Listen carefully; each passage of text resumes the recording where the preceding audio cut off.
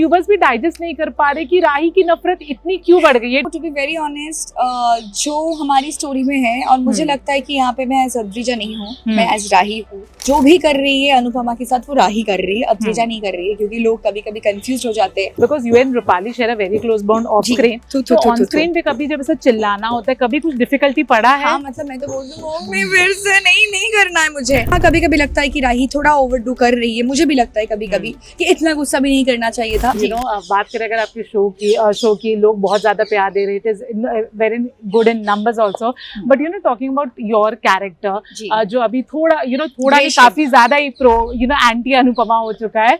हाँ, तो and viewers भी डाइजेस्ट नहीं कर पा रहे कि राही की नफरत इतनी क्यों बढ़ गई है। Do you think about the character dynamic? No, to be very honest, जो हमारी स्टोरी में है और मुझे लगता है कि यहाँ पे मैं एज अद्रिजा नहीं हूँ, मैं एज राही हूँ। और जो भी कर रही है अनुपमा के साथ वो राही कर रही है, अद्रिजा नहीं कर रही है, क्योंकि लोग कभी कभी कंफ्यूज हो जाते हैं। जो मेरे सोशल मीडिया पे आके जो लोग लिखते हैं, नहीं, मुझे मजा भी आता है, सच बता रही हूँ, मुझे मजा भी आता है पढ़ के कि मतलब चलो एटलीस्ट लोगों के मन में अगर मुझे देख के गुस्सा आ रहा है, तो जो पार्ट मेरे नाम पे लिख के आया है राही के नाम पे, वो एटलीस्ट मैंने थोड़ा तो अच्छा किया, इसलिए लोगों को गुस्सा तो आ रहा है मेरे ऊपर। And I am just doing my own work. जो मिलता है मैं वो करती हूँ और मैं अपना काम सिद्ध करने की कोशिश करती हूँ और वही मैं कर रही हूँ।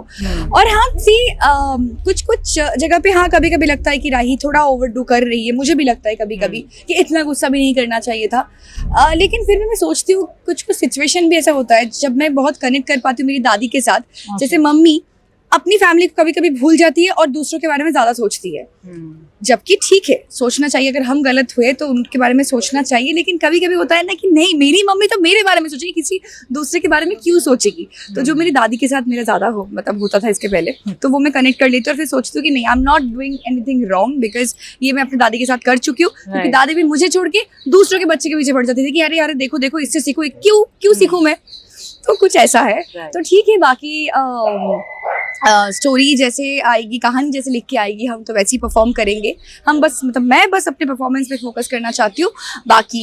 बाकी स्टे ट्यून्ड, सब कुछ होगा। अभी अगर हमारे बीच में डिस्टेंस है तो फिर एक बार नजदीक भी आएंगे, फिर डिस्टेंस होगा, तभी तो अनुपमा 10 साल तक जाएगा ना।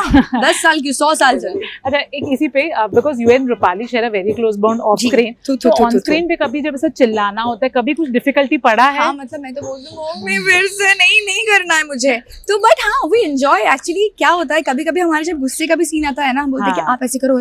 अगर मैंने कुछ सॉफ्ट कर दिया, नहीं सॉफ्ट, गुस्सा कर, यहाँ पे कर, ऐसे पकड़ मुझे, तो ये अच्छा होता है। And I am very lucky to have her in my life. कि कभी कभी होता है ना कि आपका को एक्टर, आप जिसके साथ काम कर रहे हो, उसके साथ आपका बॉन्डिंग अगर अच्छा हुआ ना, तो वो सीन पे वो रिफ्लेक्ट होता है, वो दिखता है। तो आई एम ब्लेस्ड दैट कि I am working with Rupali ji, तो मुझे बहुत अच्छा लग रहा है। एंड बहुत सारे इंटरेस्टिंग सीन्स आने वाले हैं, तो स्टे ट्यून्ड। Thank you.